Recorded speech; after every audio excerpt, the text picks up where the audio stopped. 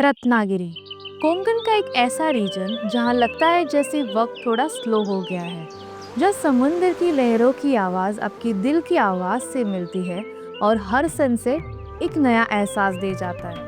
ये सिर्फ एक जगह नहीं, ये एक फीलिंग है जिसे एक्सप्लोर करने मैं यहाँ पर आज आई हूँ। तो आज की इस वीडियो में मैं आपको इसकी कंप्लीट टूर देने वाली हूँ। लाइक यहाँ पर आते कैसे हैं, then bike rental service, then sightseeing points हम देखने वाले हैं और आपको एक कंप्लीट आइटनरी बना के देने वाली हूँ विद इसका कॉस्ट। तो टोटल कितना खर्चा होगा रत्नागिरी ट्रिप का, ये जानने के लिए आज का ये वीडियो एंड तक जरूर देखना।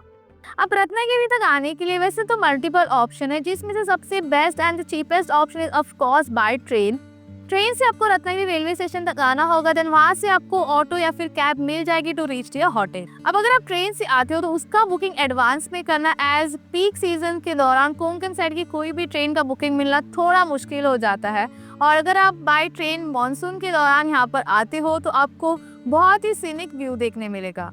अब ट्रेन के अलावा दूसरा ऑप्शन इज बाय बस। आप यहाँ पर चाहे तो गवर्नमेंट या फिर प्राइवेट बस से भी आ सकते हो, जिसका बुकिंग आप MSRTC या फिर रेड बस ऐप से कर सकते हो। और एट लास्ट आप यहाँ पर अपना ओन व्हीकल लेके भी आ सकते हो। अब रत्नागिरी आते कैसे है ये तो हमने देख लिया, बट रत्नागिरी आके आप इंटरनली कैसे घूम सकते हो वो हम जानेंगे। First is bike on rent. Ratnagiri में आपको इजीली बाइक रेंट पे मिल जाएगी, जिसका कॉस्ट कुछ 450 to 500 रुपीज के बीच होता है पर डे का, जिसमें आपको अलग से फ्यूल का चार्जेस पे करना होगा खुद से। और इसी के तरह यहाँ पर कार भी रेंट पर मिलती है, जिसका कॉस्ट होता है कुछ 1700 रुपीज पर डे का। और ये जो कॉस्ट है वो डिपेंड करता है कि आप कौन सी कार रेंट पे लेते हो, that is self driven car. तो ये दोनों का भी कॉन्टैक्ट नंबर मैंने स्क्रीन पर और नीचे डिस्क्रिप्शन बॉक्स में शेयर किया है, आप जरूर चेक कर लेना। अब इसके बाद यहाँ पर कार विद ड्राइवर भी मिलता है, जो कि डे वाइज पैकेज लेते हैं। तो इनका पर डे का पैकेज कॉस्ट होता है कुछ 2700 रुपीज, जिसमें ड्राइवर का कॉस्ट जो है वो इंक्लूडेड होता है। तो इनका भी कॉन्टैक्ट नंबर मैंने नीचे डिस्क्रिप्शन में और स्क्रीन पर शेयर किया है, तो वो भी चेक कर लेना। अब अगर आप 3 या फिर लेस देन 3 लोग हो तो आप सिटी वाले प्लेसेज है वो ऑटो रिक्शा से भी एक्सप्लोर कर सकते हो, जो कुछ 800 to 1000 रुपीज के बीच चार्जेस लेते हैं। अब after main transportation and internal transportation अब बात करते हैं अकोमोडेशन की।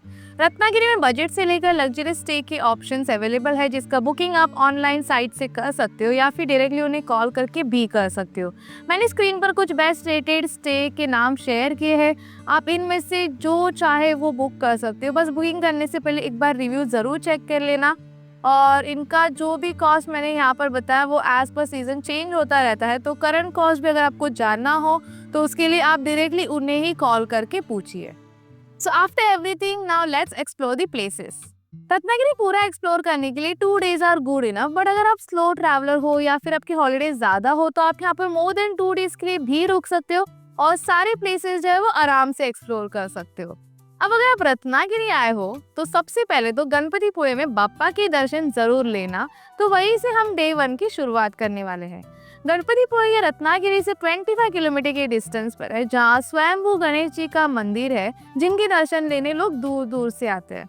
मंदिर जाते टाइम राइट साइड में अगर आप देखोगे तो यहाँ पर 4 व्हीलर के लिए पार्किंग फैसिलिटी अवेलेबल है, विच इज पेड। और 2 व्हीलर वालों के लिए मंदिर के नियर बाय जगह है पार्क करने के लिए। तो पार्क करके आप ये मेन प्रवेश द्वार से अंदर जा सकते हैं। यहाँ पर प्रॉपर शूज स्टैंड भी है विच इज फ्री, तो यहाँ शूज निकाल कर आप जा सकते हैं अंदर बाप्पा के दर्शन लेने के लिए। फेस्टिवल्स के टाइम यहाँ पर बहुत ज्यादा क्राउड होता है और लाइन भी बाहर तक जाती है, तो ये चीज ध्यान में रखना। लकीली जब मैं यहाँ गई थी तब इतना क्राउड नहीं था, तो मेरे तो दर्शन यहाँ पर बहुत ही अच्छे से हुए। ये जो मंदिर है वो मोर देन 400 इयर्स पुराना होते हुए भी बहुत ही ज्यादा सुंदर है, और इसकी सुंदरता और निकल कर आती है ये सामने वाले इस गणपतिपुळे बीच और पीछे जो माउंटेन है उसकी वजह से। जी हाँ, ये मंदिर एक बीच पर बना है, तो आप यहाँ दर्शन लेने के बाद जा सकते हो गणपतिपुळे बीच पर। अब वैसे तो ये बीच पर वाटर स्पोर्ट एक्टिविटीज वगैरह भी होती है, बट मैंने बहुत लोगों से सुना है कि ये स्विम करने के लिए सेफ नहीं है। तो आई विल से कि आप विदाउट एनी लाइफ जैकेट या फिर ऐसे भी पानी में ना ही जाए, बस दूर से ये समुद्र का व्यू एंजॉय करें। सो आफ्टर दिस नेक्स्ट आप जा सकते हो प्राचीन कोंकण, जो गणपतिपुळे टेम्पल से 2 किलोमीटर के डिस्टेंस पर है। ये एक ओपन एयर म्यूजियम है जहां आपको कोंकणी लाइफस्टाइल एंड कोंकण की कल्चर को जानने मिलेगा, जिसका टाइमिंग है 8:30 AM to 6 PM और इसका एंट्री टिकट इज 50 रुपीज।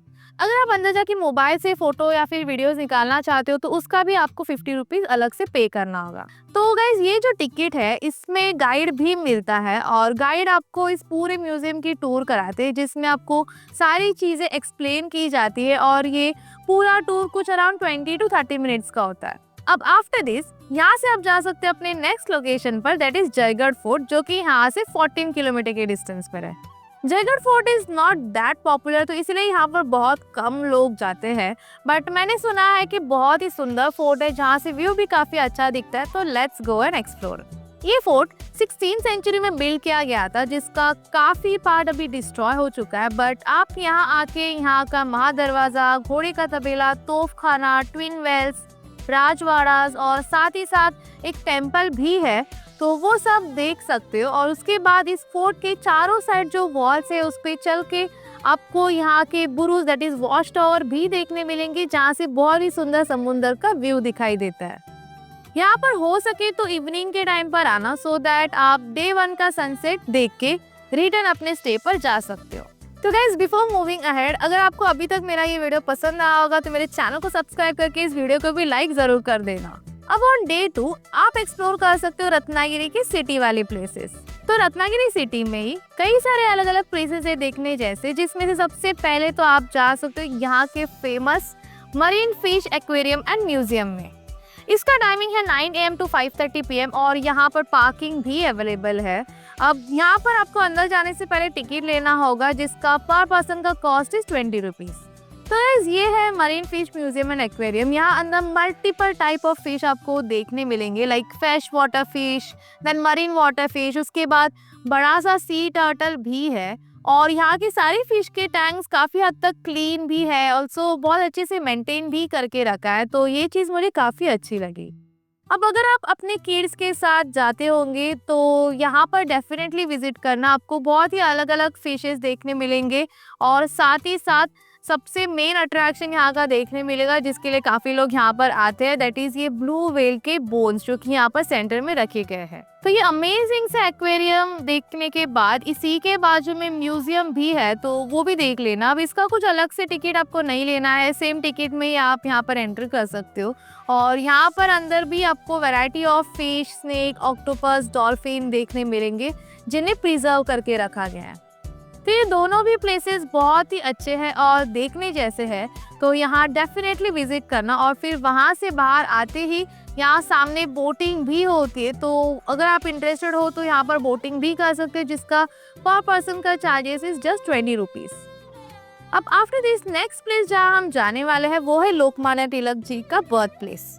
जी हाँ, हमारे इंडियन नेशनलिस्ट, टीचर और इंडिपेंडेंस एक्टिविस्ट लोकमान्य तिलक जी का जन्म यही इस घर में हुआ था जिसे स्मॉल म्यूजियम में अभी कन्वर्ट किया गया है और यहाँ पर अंदर जाने के लिए आपको कोई भी एंट्री चार्जेस नहीं पे करना है। यहाँ अंदर फोटोग्राफी, वीडियोग्राफी अलाउड नहीं है इसलिए मैं कुछ कैप्चर नहीं कर पाई, बट यहाँ अंदर जाके आपको उनकी हिस्ट्री के बारे में बहुत ही अच्छे से जानने मिलेगा। सो आफ्टर दिस चलते हैं नेक्स्ट प्लेस पर जो कि है थीबा पैलेस। सो गाइस ये है थीबा पैलेस, बहुत ही ह्यूज एंड सुंदर सा पैलेस है जिसे अभी म्यूजियम में कन्वर्ट किया गया है और यहाँ अंदर जाने के लिए आपको एक स्मॉल एंट्री फी देना होगा which is just 10 rupees per person और ये मंडे को बंद रहता है। ये पैलेस बहुत ही फेमस और पुराना है जिसकी एक स्मॉल हिस्ट्री ऐसे है कि 1855 में म्यांमार का किंग जिसका नाम था किंग थीबा, जिसका पूरा रीजन ब्रिटिश ने कैप्चर किया और किंग थीबा को म्यांमार से मद्रास और मद्रास से यहाँ रत्नागिरी में लाया गया ताकि वो अपने राज्य से दूर रहे। एंड आफ्टर दैट इन 1910 ये बड़ा सा 27 एकड़ एरिया में पैलेस बिल्ड किया गया था किंग थीबा और उनके फैमिली के लिए जो यहाँ पर रहा करती थी और उसी वजह से इस पैलेस का नाम थीबा पैलेस रखा गया।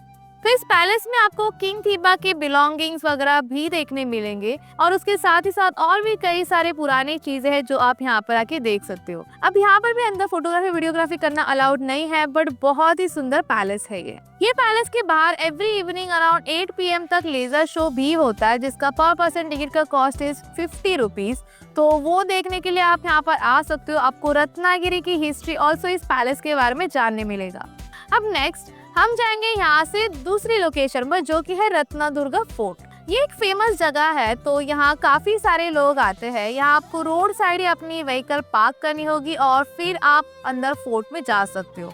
इस फोर्ट को भगवती फोर्ट ये नाम से भी जाना जाता है, एज यहाँ भगवती देवी का बड़ा सा मंदिर है। तो सबसे पहले जाएंगे हम वहाँ दर्शन लेने के लिए। ये जो फोर्ट है वो बहामनी पीरियड में बिल्ड किया गया था, जिसे 1670 में मराठा किंग छत्रपति शिवाजी महाराज जी ने कैप्चर किया। ये फोर्ट को तीनों साइड से समुद्र ने घेरा है, तो आप इसके वॉल्स पर चलते चलते कोई भी एक वॉच टावर पर जाके मस्त समुद्र का व्यू देख सकते हो। अब इसी फोर्ट से कुछ डिस्टेंस पर एक और न्यू प्लेस बनी है जिसका नाम है रत्नदुर्ग शिव सृष्टि।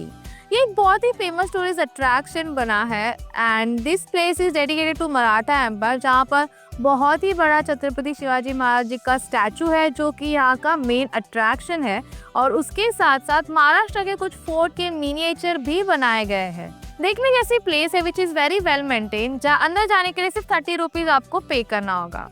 ज्यादातर लोग यहाँ सनसेट के टाइम आना पसंद करते हैं और आफ्टर सनसेट भी रुकते हैं, एज यहाँ के जब सारे लाइट्स ऑन होते हैं तब ये और ज्यादा सुंदर दिखाई देता है। बट मैं सनसेट देखने के लिए कहीं और जाने वाली थी, इसलिए मुझे यहाँ पर नहीं रुकने मिला। अब before going to the sunset point एक और जगह है जहाँ पर आप जा सकते हो, दैट इज भाटे बीच।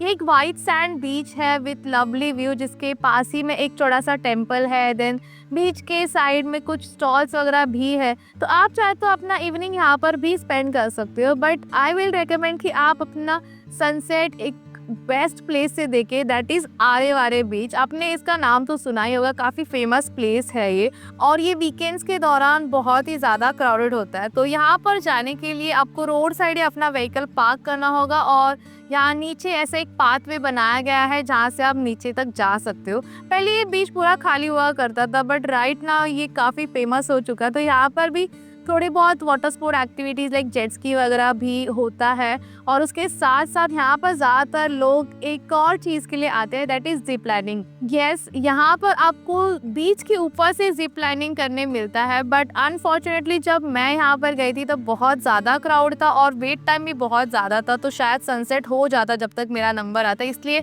मैं तो जिप लाइन यहाँ पर नहीं कर पाई। बट अगर आपको ऐसे कुछ एडवेंचरस चीज़ें करना पसंद हो तो आप यहाँ पर ये एक्सपीरियंस ज़रूर ले। बस ध्यान में रखना कि आप यहाँ पर सनसेट से थोड़ा पहले जाए, लाइक कुछ अराउंड 4 to 5 o'clock के बीच, ताकि आपको ये आराम से जिप प्लानिंग करने मिले। और आप चाहे तो यहाँ पर वीकडेज में भी आ सकते हो जब क्राउड थोड़ा कम होता है। तो जैसे कि मैंने बताया, मैंने जिप लाइन तो नहीं किया, बट सनसेट एंजॉय करने के लिए मैं यहाँ आरेवारे बीच के टॉप व्यू पॉइंट जो है वहाँ पर आई हूँ। यहाँ रोड साइड ही ऐसे ब्यूटीफुल जगह है with lot of food stalls, तो यहाँ बैठ के आप मस्त ये सनसेट एंजॉय कर सकते हो। सो गाइस, ये थे कुछ major places to visit in Ratnagiri जो आप 2 दिन में एक्सप्लोर कर सकते हो। अब जैसे कि मैंने आपको स्टार्टिंग में बताया, अगर आपके पास मोर देन 2 डेज होंगे तो आप और कुछ प्लेसेस भी देख सकते हो। लाइक साउथ ऑफ रत्नागिरी में बहुत ही अच्छे अच्छे प्लेसेस है, that is Kasheli देवगाली beach, then कनकादित्य मंदिर। ऑल्सो आपको कुछ पेट्रोग्लिफ वगैरह भी देखने मिलेंगे। और इसके साथ साथ मैंने स्क्रीन पर और भी कुछ रत्नागिरी और रत्नागिरी के नियर बाय वाले प्लेसेस शेयर किए हैं विथ उनका डिस्टेंस रत्नागिरी से कितना है, तो आप ये सारे प्लेसेस भी एक्सप्लोर कर सकते हो। सो आफ्टर ऑल दिस, जल्दी से मैं आपको इसके आइटनरी बताती हूँ। डे 1 की शुरुआत आप कर सकते हो गणपति बप्पा के दर्शन लेके, that is from Ganpatipule temple. उसके बाद वहीं से कुछ डिस्टेंस पर है प्राचीन कोंकण, जो कि एक ओपन एयर म्यूजियम है, तो वो आप एक्सप्लोर कर सकते हो और फिर जा सकते हो जयगढ़ फोर्ट पर।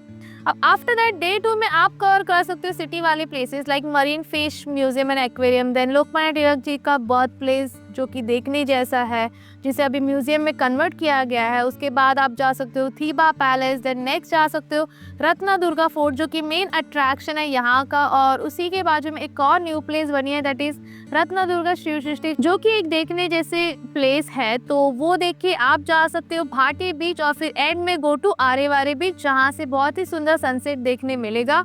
ऑल्सो वहाँ जिप लाइन वगैरह भी आपको करने मिलता है। अब अगर आप मोर देन 2 डेज के लिए आते हो तो ये रहे कुछ और प्लेसेस जो आप विजिट कर सकते हो। So guys, after everything now let's talk about budget, जो कि सबसे इम्पॉर्टेंट चीज़ है। अब बजट में मैंने ट्रांसपोर्टेशन का कॉस्ट इंक्लूड नहीं किया है, एज वो डिपेंड करता है कि आप कहाँ से ट्रैवल कर रहे हो और किस मोड ऑफ ट्रांसपोर्ट से ट्रैवल कर रहे हो। तो सबसे पहले अगर अकोमोडेशन की बात करूँ तो रत्नागिरी में आपको स्टार्टिंग 1200 से लेकर 1500 रुपीज़ तक रूम मिल जाएगा फॉर वन नाइट। उसके बाद अगर आप साइट सीइंग के लिए बाइक रेंट पे लेते हो तो उसका कॉस्ट होगा कुछ 450 टू 500 रुपीज़ पर डे का, प्लस एक्स्ट्रा फ्यूल चार्जेस जो भी आपको लगेगा वो यहाँ पर ऐड कर देना। और अगर आप कार रेंट पे लेते हो तो उसका होगा 1700 रुपीज़ स्टार्टिंग एक दिन का, जिसमें आपको सेल्फ ड्रिवन कार मिलेगी। और अगर आप कार विद ड्राइवर लेते हो तो उसका पर डे का कॉस्ट होगा 2700 रुपीज़ पर डे। सिटी वाले प्लेसेस आप रिक्शा से भी एक्सप्लोर कर सकते हो, जिसका कुछ 800 टू 1000 रुपीज़ चार्जेस लेते हैं एक दिन का। तो अब ये सब के बाद अगर एंट्री टिकट की बात करूँ तो ओवरऑल आपको कुछ लगेगा 160 रुपीज़ पर पर्सन। जितने भी मैंने प्लेसेस आज के इस वीडियो में बताया उसके एंट्री चार्जेस का टोटल है ये। और अगर आप कुछ एक्टिविटी वगैरह करते हो तो उसका आपको अलग से पे करना होगा। अब एट लास्ट अगर फूड की बात करूँ तो उसका 500 टू 700 रुपीज़ पर पर्सन पर डे का लगेगा, जो कि कम्प्लीटली आपके ऊपर डिपेंड करता है। तो रत्नागिरी घूमने का आपका टोटल खर्चा होगा कुछ अराउंड 3160 रुपीज़ पर पर्सन, वो भी 2 दिन का। सो गाइस, ये थी रत्नागिरी की कंप्लीट टूर। मैंने तो यहाँ पर बहुत ज़्यादा एंजॉय किया। मैं यहाँ पर पहले भी काफ़ी बार आ चुकी हूँ और एवरी टाइम मैंने यहाँ पर बहुत ज़्यादा एंजॉय किया है। हर बार कुछ ना कुछ न्यू देखने मिलता है, तो मेरा हर बार का एक्सपीरियंस बहुत अच्छा रहा है।